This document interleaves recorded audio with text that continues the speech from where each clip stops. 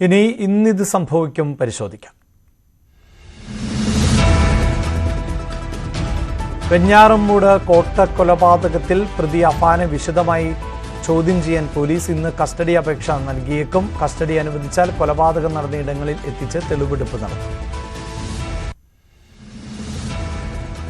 സംസ്ഥാനത്ത് SSLC പരീക്ഷയ്ക്ക് ഇന്ന് തുടക്കമാവുകയാണ്. Higher secondary, vocational higher secondary 2ാം വർഷ പരീക്ഷകളും ഇന്നാണ് ആരംഭിക്കുന്നത്.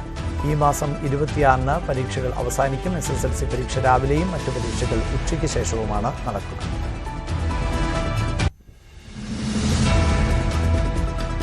താമരശ്ശേരിയിൽ 10ാം ക്ലാസ് വിദ്യാർത്ഥി ഷഹബാസ് കൊലപാതകത്തിലെ പ്രതികൾ ഇന്ന് ജുവനൈൽ ഹോമിൽ ആണ് പരീക്ഷ എഴുതുക. പ്രതികളെ പരീക്ഷ എഴുതിക്കുന്നതിൽ KSU MSF പ്രതിഷേധം തുടരുന്നു.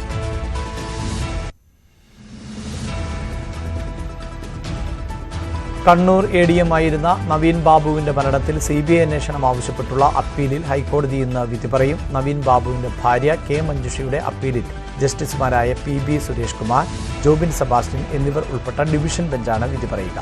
CBI അന്വേഷണം ആവശ്യപ്പെട്ടുള്ള മഞ്ജുഷയുടെ ഹർജി നേരത്തെ സിംഗിൾ ബെഞ്ച് തള്ളിയിരുന്നു.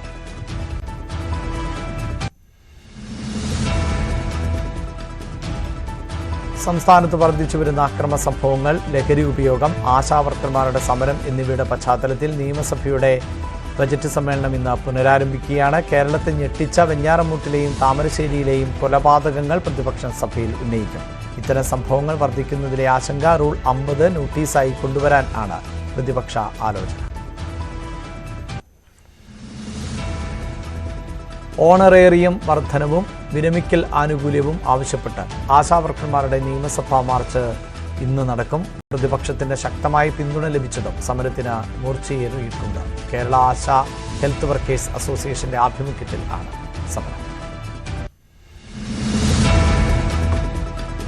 സൗദി ബാലൻ കൊല്ലപ്പെട്ട കേസിൽ റിയാദിൽ ജയിലിൽ കഴിയുന്ന ഫറൂഖ് സ്വദേശി അബ്ദുൾ റഹീമിന്റെ മോചനവുമായി ബന്ധപ്പെട്ട കേസ് ഇന്ന് വീണ്ടും പരിഗണിക്കും. വധശിക്ഷ റദ്ദ് ചെയ്തതിനു ശേഷം ഇത് 9ാം തവണയാണ് കേസ് പരിഗണിക്കുന്നത്. കേസ് വിശദമായി പരിശോധിച്ച് നടപടിക്രമങ്ങൾ പൂർത്തിയാക്കേണ്ടതുണ്ട് എന്ന് ചൂണ്ടിക്കാട്ടിയാണ് കഴിഞ്ഞ സിറ്റിംഗിൽ കേസ് മാറ്റിവെച്ചത്.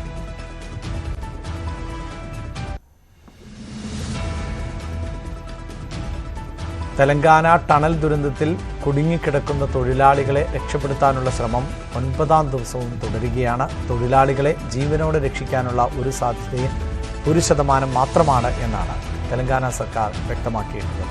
രക്ഷാപ്രവർത്തനം ആരംഭിച്ച ദിവസങ്ങൾ പിന്നിട്ടിട്ടും തൊഴിലാളികളുമായി ആശയവിനിമയം നടത്താൻ പോലും സാധിച്ചിട്ടില്ല.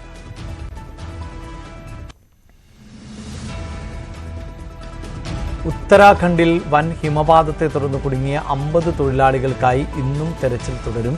അപകടത്തിൽ 4 തൊഴിലാളികളാണ് മരിച്ചത്. പുറത്ത് എത്തിച്ചവരിൽ ചിലരുടെ നില ഇപ്പോഴും ഗുരുതരമാണ്.